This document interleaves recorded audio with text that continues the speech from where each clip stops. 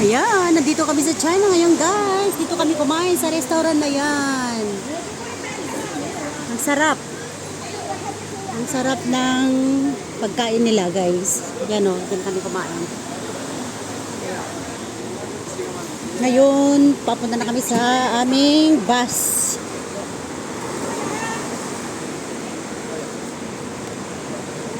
Ayan. Dito na mga iba kong kasama.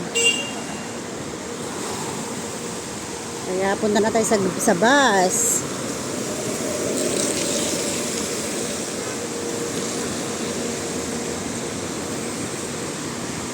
Ayan. Yung driver.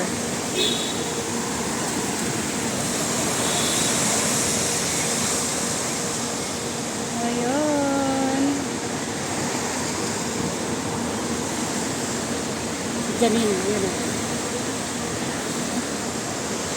Akit na kami. Akit na ako.